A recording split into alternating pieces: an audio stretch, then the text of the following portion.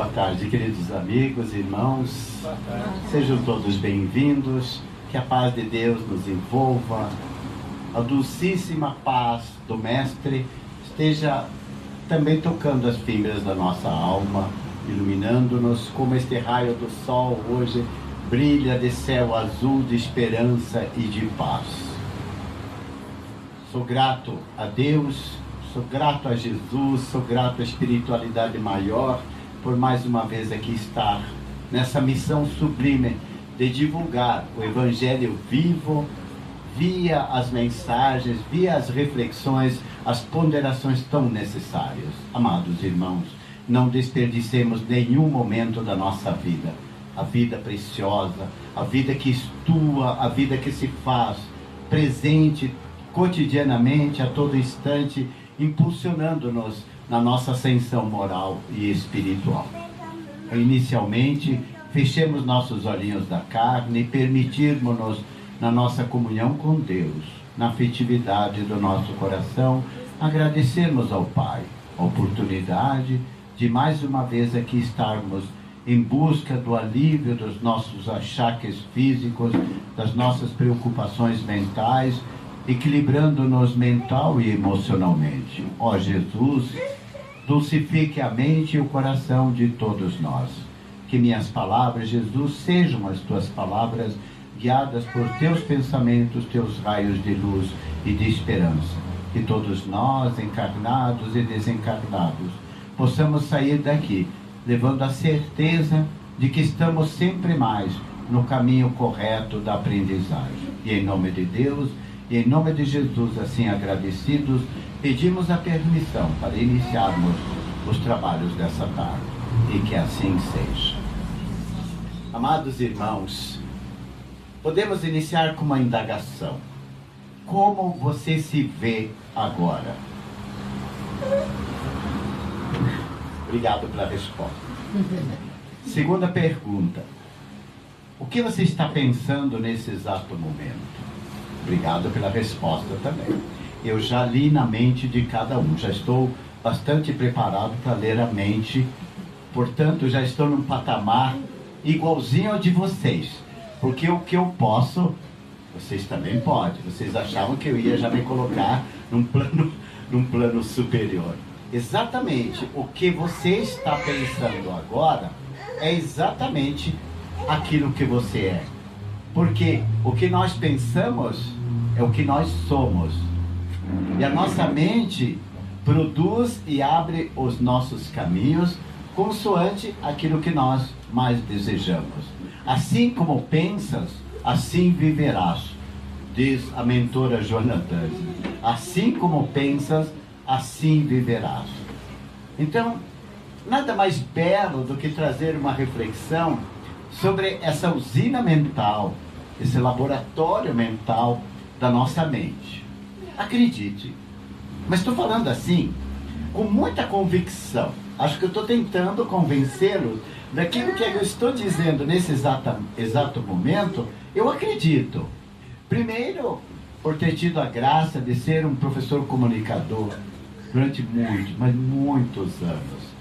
E de fazer os estudantes aprenderem que a mente é o que determina o que ele quer. Então, quando ele já direcionava que o querer é poder, ele determinava pelo eu posso, eu quero e eu sou capaz, nessa tríade do eu posso, do poder que nós temos na nossa mente. Eu quero é a determinação da vontade. E a terceira, eu sou capaz. Porque dentro de mim, além do laboratório mental, além da minha força mental poderosíssima, eu sou capacitado. Todavia, perguntamos-nos, como estarei capacitado para encarar a vida, encarar as vicissitudes, os problemas do cotidiano, essas dificuldades que nos assolam, nos assombram, nos assustam, sem contar com a imensidade de angústias, de preocupações, sem também enumerar os sofrimentos, as lágrimas, as preocupações que muitas vezes são banais, mas que um olhar, uma mínima palavra, um gesto de alguém é capaz de perturbar a nossa auxília mental. E de pronto, na nossa perturbação mental, criamos exatamente a onda de que nós vamos permear a nossa maneira de falar, a nossa maneira de agir. Vocês concordam? Se querer é poder, é na força da fé, na força dessa determinação de que nós comandamos a nossa mente. Dias atrás, conversando com uma irmã, eu disse assim, mas você tem o poder. E ela disse instantaneamente, mas o poder é de Deus. Com certeza. Todavia, quando Ele nos concedeu, simultaneamente, a liberdade, e traduzida numa forma mais contundente no livre-arbítrio, Ele nos legou esse poder via o querer. E Deus jamais nos condenaria, porque Ele é justiça, porque Ele é bondade, porque Ele é todo amor. Também concordo. E a justiça planificada do amor de Deus dá-nos todas essas possibilidades. Então eu diria, nós somos um princípio inteligente. Aprenderam isso também. Nascemos como princípio inteligente, dotados, iguaizinho. Não olhem agora homem e mulher, são todos iguais. Apenas a vestidura momentaneamente nos diferencia no sexo. Mas em espírito somos todos iguais. Não há diferença alguma.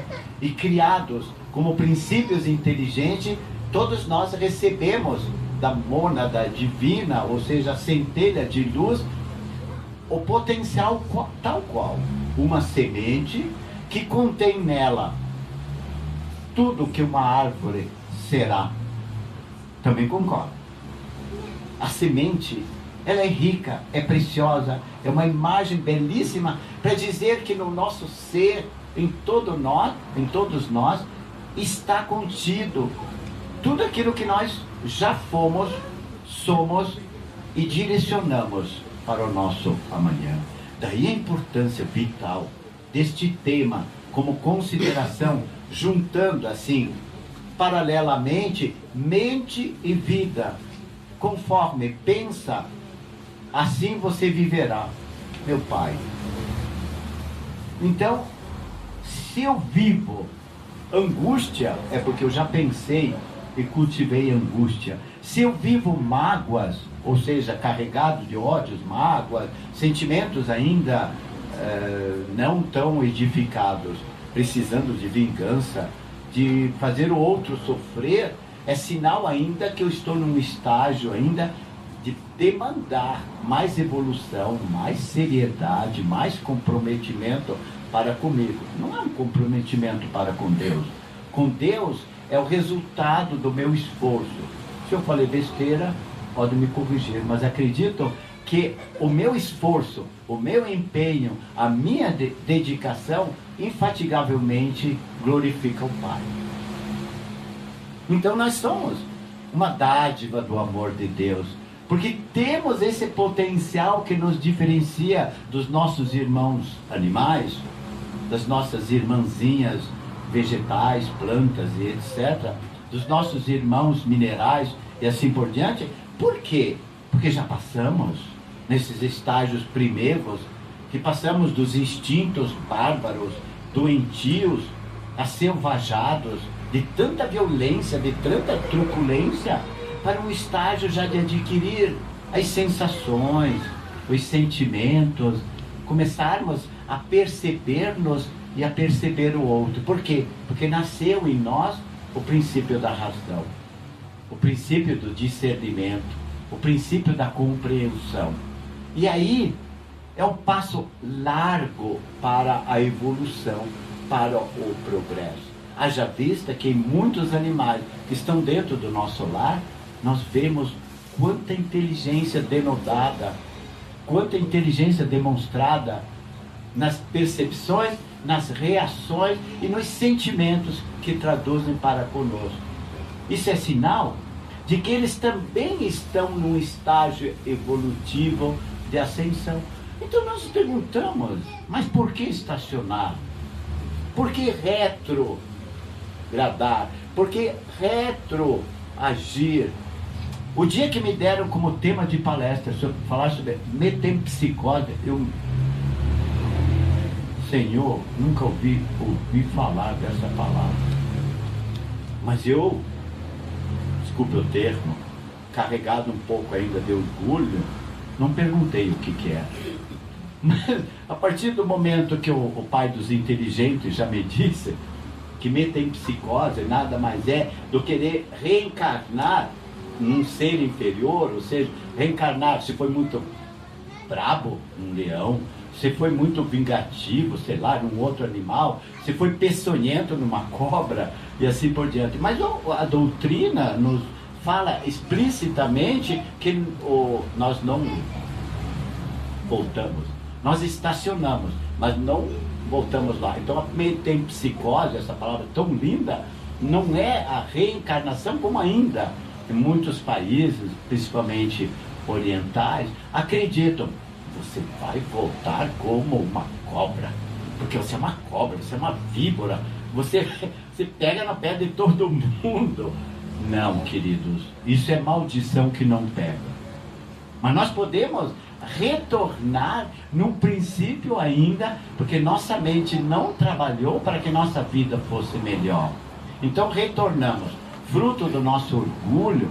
Por exemplo, somos criaturas dotadas de muita inteligência, somos considerados gênios, mas se não usarmos de toda essa capacidade, o que vai acontecer conosco, vamos voltar como o francês diz, os idiotas.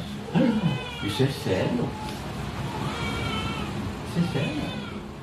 E o próprio Francisco de Assis, lembrando do Francisco de Assis, né? O próprio Francisco Cândido Xavier, né? O Chico, falava exatamente como perguntado, né? Mas é aqueles irmãos nossos, aquelas irmãs que gostam de experienciar, porque buscar, eu já fui Cleópatra, já fui rei, já fui rainha, já fui imperador, etc. E ele respondeu de uma maneira muito simples, não simplória, muito simples.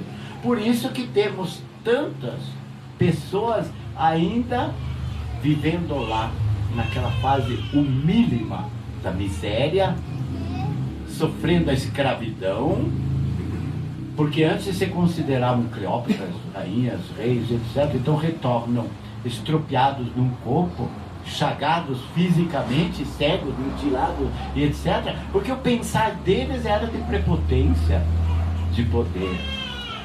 Então é essa doutrina, é esta doutrina espírita que nós acreditamos, por isso estamos aqui, buscando alívio ali dentro, buscando melhoria pela aprendizagem, galgando os degraus simultâneos do intelecto, pelo conhecimento, pela aprendizagem, e o intelecto somado com o moral, a nossa melhoria interior. Quinta-feira, retornarei a esta casa para falar de um belíssimo tema, convido-os todos, que se chama Curas Aparentes e Curas Reais. Se puderem, deixe um pouquinho os afazeres domésticos e venham, porque nós vamos refletir muito sobre essa cura aparente. Porque a nossa mente, volto sempre à nossa mente, usina mental que nos possibilita imaginar que ela contém um poder gerador infatigável. Compará-la à usina de Itaipu é uma comparação muito simplória. Nós somos tudo. E quando as pessoas dizem a mente é um computador, também é uma imagem errada. É o computador que se assemelha a uma mente, mas sempre guiada pela mente humana. Está lá, a máquina poderosíssima, mas comandada pela mente humana. E esse poder gerador de energia, ele se mantém neutro, estável, até o momento que o espírito começa a intervir. E o espírito somos nós. Então, quando eu começo a intervir no meu poder gerador, na minha usina mental, eu crio condições que, conforme as aspirações que eu agasalho em minha mente e o direcionamento que eu dou aos meus pensamentos, assim será a minha vida. Bom, acredito que foi um preâmbulo assaz longo, mas suficiente para entender o quão é importante trabalharmos com a nossa mente. Sairmos daqui hoje e dizendo, meu Deus, eu posso. Porque eu quero, porque eu tenho essa determinação de me mudar e fazer minha vida melhor. Aliás, o poder da mente não é de agora. Os nossos ancestrais já usavam desse poder. E como hoje na nossa sociedade ainda há irmãos que se destacam, na verdade, se destacam em todos os sentidos. Usam mais a sua inteligência, são mais criativos, fazem coisas espantosamente grandes, e você diz, mas por que ele pode? O poder é o mesmo. Mas a diretriz que ele deu é a mesma que nossos ancestrais já tinham. E aí volta, que nos cultos, nas doutrinas, nessas pregações esotéricas, eles também, usando o poder da mente, estabeleceram regras de comportamentos e de conduta. E direcionavam as pessoas, e as pessoas caíam aos pés deles acreditando, nossa, reverenciando o poder. E isso é possível. Já uma outra fase, os xamãs, que todos nós conhecemos, encarregavam-se de aplicar esses valiosos recursos mentais. E disso, eles identificavam a eles mesmos e aqueles que estavam com eles, esse poder mental. E as pessoas começavam a acreditar e abriam espaço, eles, os xamãs, abriam espaços pelo poder da mente com as comunicações com o mundo espiritual. E aí é óbvio, dentro dos indígenas, os nossos pajés, né, na verdade, que tinham essa comunicação com o alto, estabeleciam e eram reverenciados, eram poderosos. Tudo isso foi a nossa caminhada. E os grandes líderes religiosos, políticos, líderes sociais, também utilizaram-se da mente. Agora, perguntamos-nos, quem mais, e todos nós conhecemos, quem mais usou o poder da mente? Se não, Jesus. Nesse poder de Cristo, porque ele tinha a sua superioridade moral e a sua grandeza espiritual. Superioridade moral e a sua grandeza espiritual. E veio entre nós como governador do planeta. Encarregado. E ainda buscando até a última ovelhinha perdida. Enquanto uma delas estiver perdida, ele deixará as 99 lá salvaguardadas no redil e irá em busca, enquanto houver uma alma transviada, um espírito que ainda precisa, o Cristo estará nesse afã contínuo pela sua superioridade moral de nos trazer de retorno ao seu redil, para que obreiros, quiçá da última hora, tenhamos o nosso quinhão da nossa recompensa pelo trabalho que desempenhamos. Maravilhoso isso, né? E como notar? Como governador do planeta Terra, Joana d'Angelis demonstra algumas coisas do seu poder mental. Multiplicação dos pães, dos peixes, acalmar as tempestades, aquela passagem linda, né? Merece uma palestra, né? Dos pescadores, discípulos dentro do barco. Vamos acordar o mestre. Mestre, por favor, salve-nos. Homens de pouca fé. Aí ele levantou, estendeu as mãos, a tempestade serenizou, as ondas se acalmaram. Como consegues, mestre? Poder. Poder mental, magnético, curador.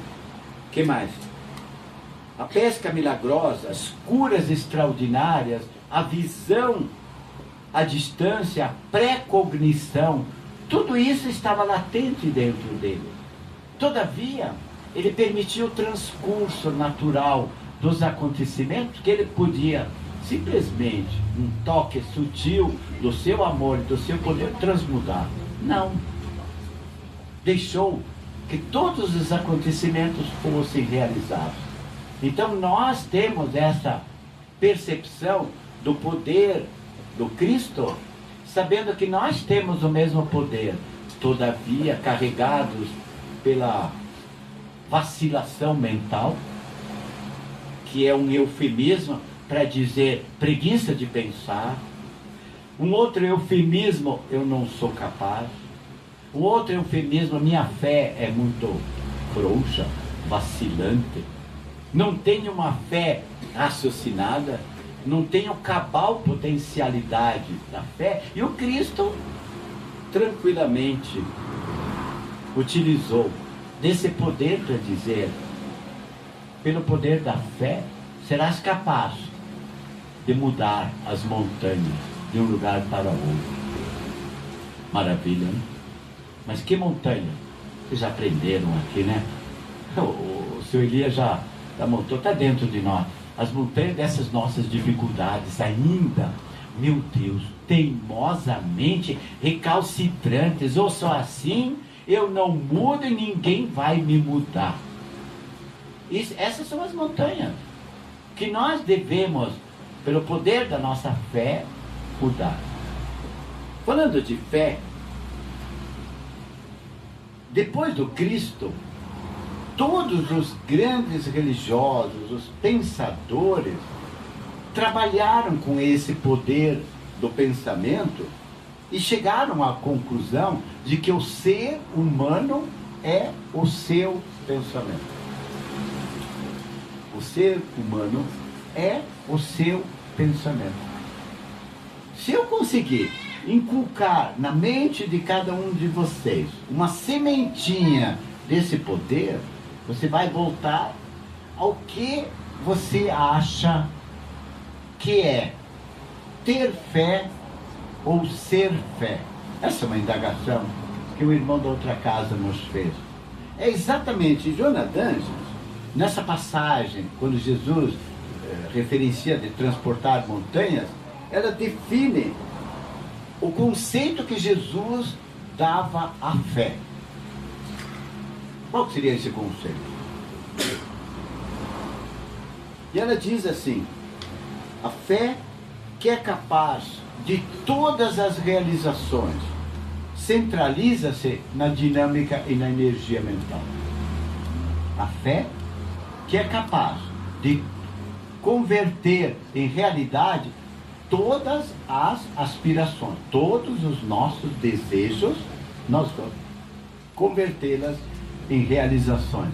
E ela continua: ter fé, ela usa a expressão ter fé, representa possuir a coragem de lutar em favor da concretização daquilo a qual aspiramos.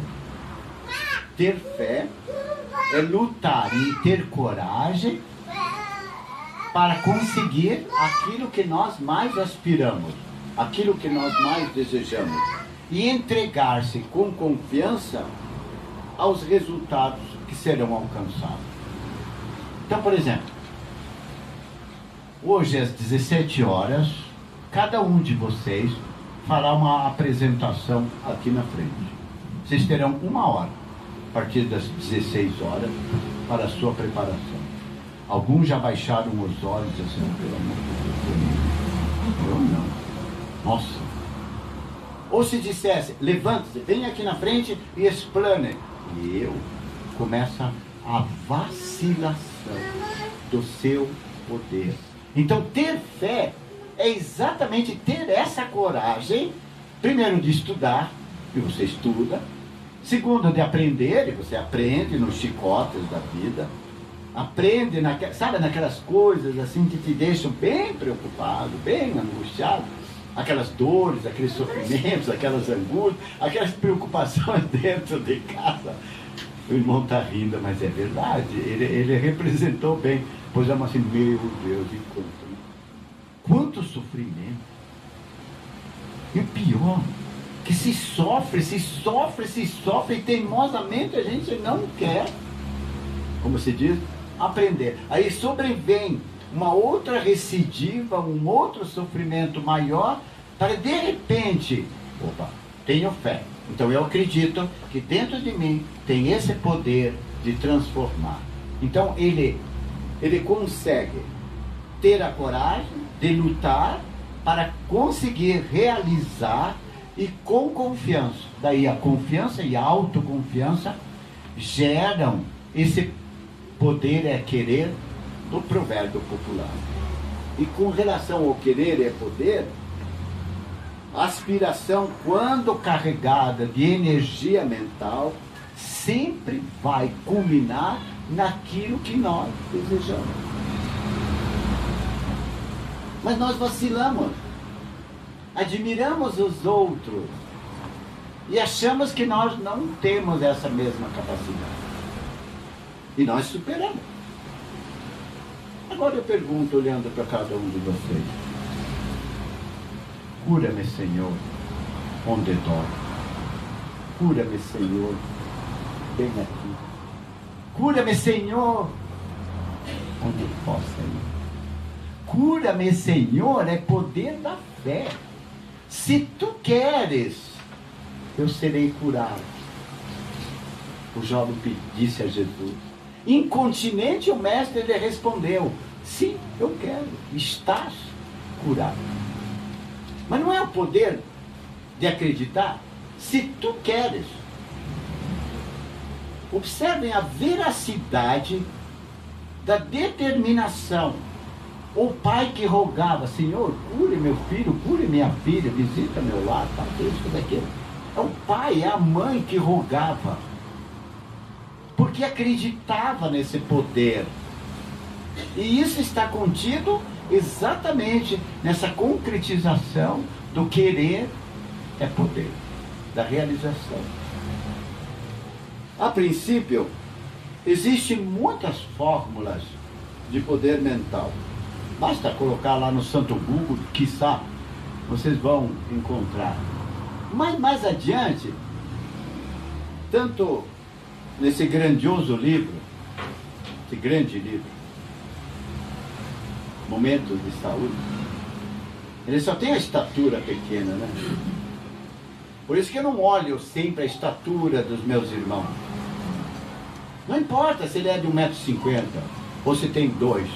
A estatura é mental, a estatura da alma, a estatura do espírito. Perceberam a diferença? A grandiosidade que cada um se faz? Então, a segunda parte, Joana d'Angelis abre um subtítulo chamado Mente é Vida. Agora uma frase aqui nos chama a atenção. Todos nós nos encontramos mergulhados no pensamento exteriorizado pela mente divina.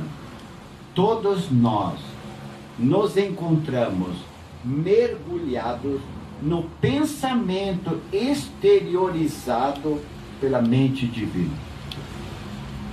E continua. Essa mente divina que tudo orienta e conduz com segurança, desde as colossais galáxias até os micro-organismos. Aí eu fico imaginando, se uma dessas galáxias, ou desses astros, dessas estrelas, um desses sóis, resolvesse dar uma folga. Cansado, não é? Vamos imaginar o nosso sol, irmão querido. Hoje estou cansado, vou dar uma pausa. Hoje eu vou descansar. 24 horas por dia. Não terá nem noite nem dia. Terá apenas o quê? Trevas densas. O que aconteceria com o nosso universo?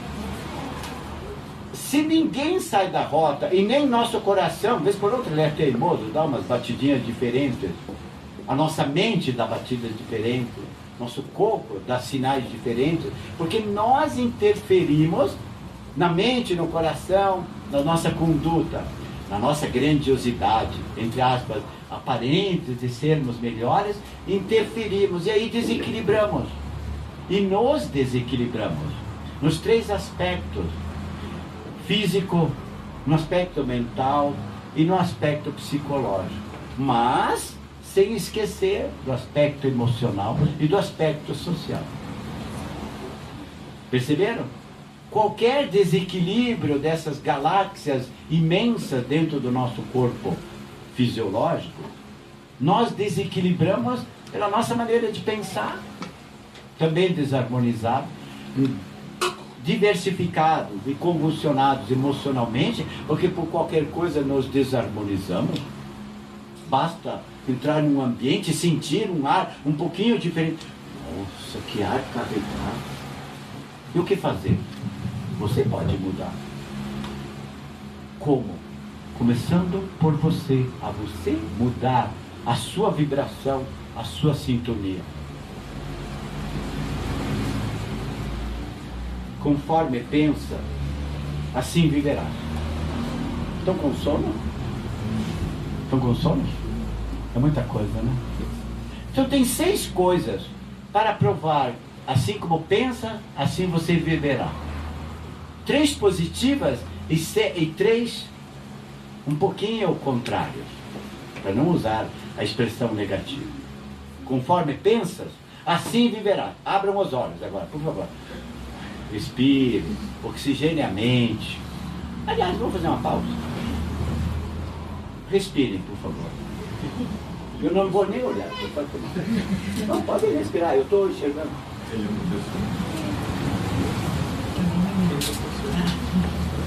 Tá bom. Onde você respirou? Mostra. Onde você mandou oxigênio? Alguns aqui, outros aqui, outros coçaram a orelha, né? Mas onde nós deveríamos começar a mandar oxigênio? Para o cérebro. Então vamos fazer uma pausa. Enquanto eu tomo água, vocês oxigenam o cérebro. Vai. Bem devagarinho. Faz isso, por favor. É gostoso. Solte o ar. Não tenha vergonha, eu não vou olhar. Solte devagarinho o ar. Aí você vai perceber que o comecinho de tontura, de sonolência, começa a passar. Ah, mas o dia está muito quente lá fora. E vem o quê? Essa sonolência. Porque nós oxigenamos tudo isso aqui e esquecemos de oxigenar nosso cérebro. Então, conforme pensa, assim viverá. Primeira, se te permites o pessimismo contumaz, costumeiro, permanecerás na angústia e a um passo da depressão. Se te permites o pessimismo, você está a um passo da depressão. E ela chama de contumaz, aquele pessimismo permanente, de que nada acredita, que tudo está errado na sua vida, que nada dá certo. Como que o pessimista olharia para a metade desse copo d'água? Droga. Só tem metade. O bêbado falaria a mesma coisa, né? Droga. Só tem metade. O otimista, em contrapartida, vai dizer o quê? Que bom. Bom. Ainda tem a metade. Perceberam? Então, se você vive costumeiramente nessa circunferência do pessimismo e na angústia, estás a um passo da depressão. E quem quer depressão? Obrigado. Em contrapartida, se você anela, se você deseja a felicidade, Observe, primeiro, se você vive no pessimismo, em contrapartida, se você deseja, anela a felicidade, já se encontra fruindo as bênçãos que dela decorrem, como prenúncio de que alcançarás mais tarde. Então, se você deseja e aspira à felicidade, você já está magneticamente atraindo. É a segunda verdade. Pessimismo em contrapartida com a felicidade. Terceiro, se você delineia, se você constrói sofrimentos para a sua vida, para a sua existência, se você só projeta sofrimentos para a sua vida e para a sua existência, sob o conceito da aflição que você agasalha, a jornada terrestre será assinalada pelo sofrimento. Se você projeta sofrimento para a sua vida, você já definiu que a sua vida amanhã será de sofrimento. Em contrapartida, se você pensa no bem-estar, na alegria de viver, nessa felicidade novamente, mesmo que ocorram acidentes de percurso, a Sandra já pode enumerar, uma queda, o outro é uma notícia ruim, um acidente de percurso não são os tropeços, as batidas que ocorrem. Acidentes de percurso são aqueles que nós nos desviamos da nossa rota, do bem e da felicidade. O que acontece? Desfrutarás de mais tempo de contentamento do que de aflição. Portanto, refletir sobre o bem-estar, sobre a alegria de viver, usufruindo dos momentos que são, quiçá, poucos, mas capazes. Francis e eu ouvimos um dia indo para um centro à noite, na Rádio Ouro Verde, uma citação de Vinícius de Moraes, muito lindo. Dizia assim: o sofrimento é um intervalo entre dois grandes momentos de felicidade. O sofrimento é um intervalo entre dois grandes momentos de felicidade.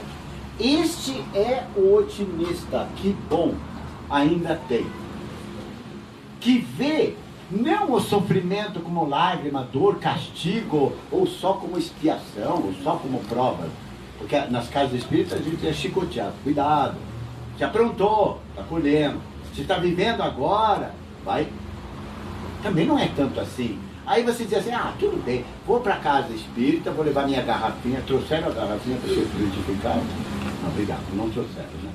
Ah, mas daí lá tem um copinho quando eu saio, aquela água fluidificada, que o seu Elias, assim, naquela bondade, naquele amor juvenil, oferta para você.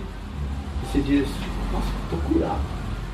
Ele já me deu um grande sorriso, me ofertou um copo d'água, pronto, estou bem. E você sai bem. É real, você sai bem. Mas chega lá fora, primeira desavença, primeira contrariedade, aí você já liga aquele maldito coisa linda chamada celular, aí você já vê notícia triste, já vê essas coisas. E aí o que aconteceu com você? Você provocou, criou essa onda negativa, mas você saiu bem. E como você está bem agora? Está bem, não está? Gostou de ficar sentadinho? Tranquilo? Não tem preocupação nenhuma? Basta apenas, não precisa nem pensar, está tudo mastigado para você. Basta engolir, acreditar morre. Falou coisas lindas. O sujeito conhece, o sujeito é bom. O sujeito é bom, diz a Sandra. Ah, eu vou lá porque ele fala bem. Mas não é ser bom e falar bem, é acreditar. É acreditar. Vamos adiante. Como faz? Você não estava aqui ainda, estava lá fora.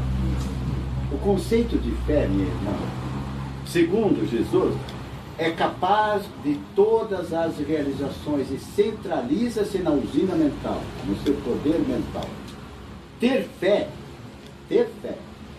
acreditar, representa possuir a coragem de lutar em favor daquilo que você deseja, em favor daquilo que você está aspirando, e entregar-se. Aí você acredita e você se entrega, porque vai ser realizado.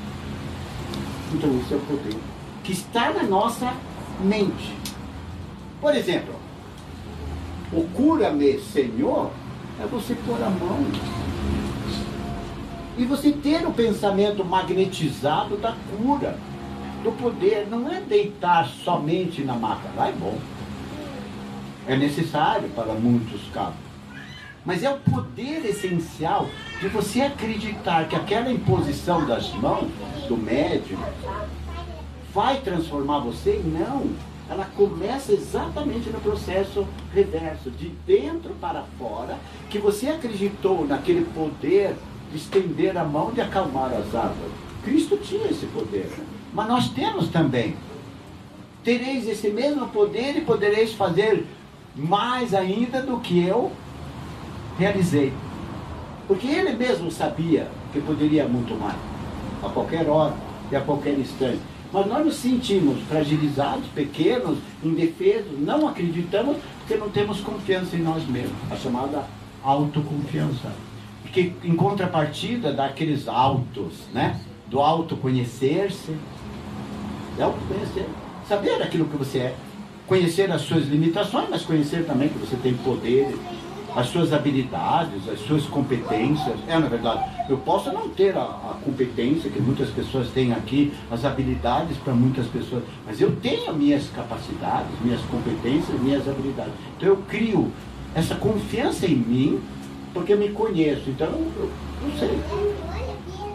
Eu não nasci sabendo falar. Fui treinando. Eu não nasci sabendo caminhar, mas treinei.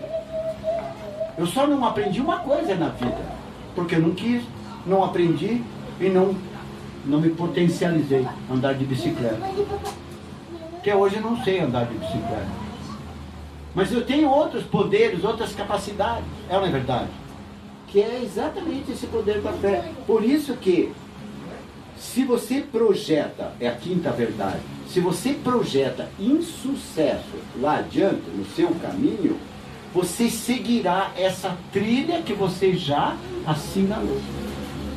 Então você tem que projetar coisas positivas, coisas reais, obviamente que são elementos mensuráveis, possível que eu possa realizar, não é verdade?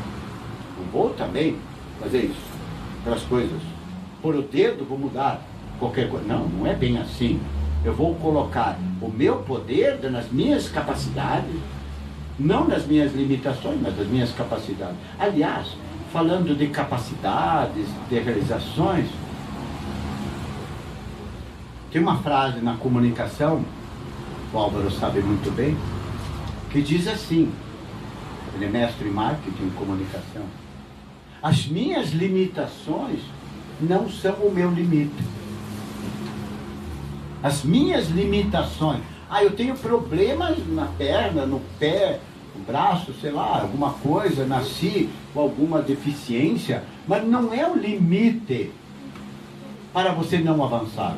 Então ela tem uma limitação, mas não é o limite para eu parar. É o insucesso que eu não devo projetar. E em contrapartida, se você arroja, direciona futuro no êxito, no sucesso, encontrá-lo-á à sua espera. Está lá, você já projetou à sua frente o sucesso, você vai encontrar.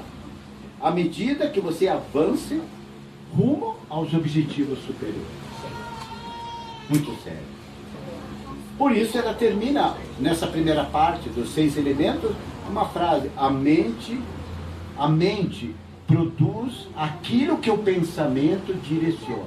Lembre-se que eu iniciei, que nós temos o poder na nossa usina mental, e o ser humano é o seu pensamento, não é verdade? E conforme nós pensamos, assim viveremos. Aí ela termina dizendo, nessa primeira parte, que a mente produz aquilo que o seu pensamento direciona. Pega o Evangelho.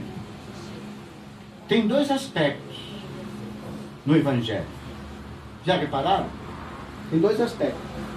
Primeiro, que é necessário pensar edificando o bem, a fim de que o bem se edifique nos teus pensamentos. É necessário pensar, construir o bem, para que o bem também se edifique, se construa no seu pensamento. Vou repetir para a terceira vez. É necessário pensar, construindo, edificando o bem, para que o bem também se edifique, se construa no seu pensamento. Isso é querer, isso é poder. E o Evangelho, ele é uma fonte inexaurível de felicidade, de bênçãos, de luz. Bem-aventurados. Bem-aventurados os aflitos, porque serão consolados. Bem-aventurados os que choram. Bem-aventurados isso. Bem-aventurados os puros de coração, porque verão a Deus. Nós bem-aventurados. Isso está no Evangelho. E em contrapartida, o Evangelho também aborda sofrimento, martírio. Já repararam? Mas ele não coloca o sofrimento e o martírio de uma forma masoquista, ou seja, hedonista, de querer e gostar do sofrimento. É a forma estoica que Jesus tão bela e tão ricamente construiu. Vou explicar o que é. Estoico, vem lá, Sócrates, Platão, lá, o estoicismo, que aprenderam a compreender a dor, para que a dor não te martirize. Então a dor desperta. A educação nos poda. Não é verdade?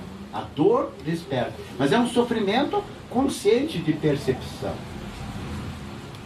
Mas o que fazer se a nossa mente ainda está carregada de pensar sofrido, de pensar lastimando, de pensar se queixando, de pensar não vendo a vida tão bela, quanto na realidade é? Acho que a solução seria começar de uma forma muito simples, olhar ao redor. E quando você começa a olhar ao seu redor, você vai perceber e vai chegar uma hora que você diz assim: nossa, o meu sofrimento é muito pequeno diante do sofrimento que vejo naquela criatura. Por exemplo, olhar para uma pessoa, para um irmão nosso, uma irmã privada da visão. Que coisa linda poder ver os olhos de vocês, a luz brilhar, a Maria Eduarda lá, daquela paz, aquela criança no colo, tão serena, tão tranquila. Eu seria capaz de aguçar outras percepções, mas não veria essa graciosidade que está ali. Então a visão, então eu começo a enxergar, porque não sou cego.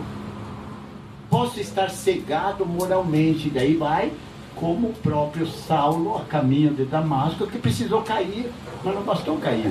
Ele precisou passar horas na cegueira física para conseguir enxergar o que a alma não enxergava. Mas viveu tão bela e tão ricamente o Evangelho, que antes ele condenava e condenava os seguidores do Cristo, que passou a não só a acreditar, não passou a ter fé, passou a ser fé.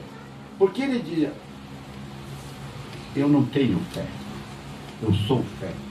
Porque agora eu acredito, porque agora já não sou eu mais quem vive, é o Cristo que vive em mim. Isso é ser fé, isso é ser evangelho vivo. Isso não é ser pregação, isso é ser vivência, isso é ser vida. E ela, Joana d'Ângeles, nos diz assim, como um conselho, como uma recomendação, tão graciosa, tão bela.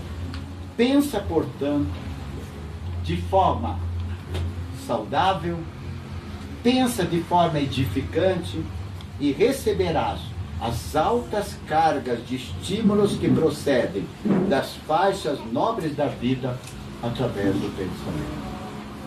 Vou repetir.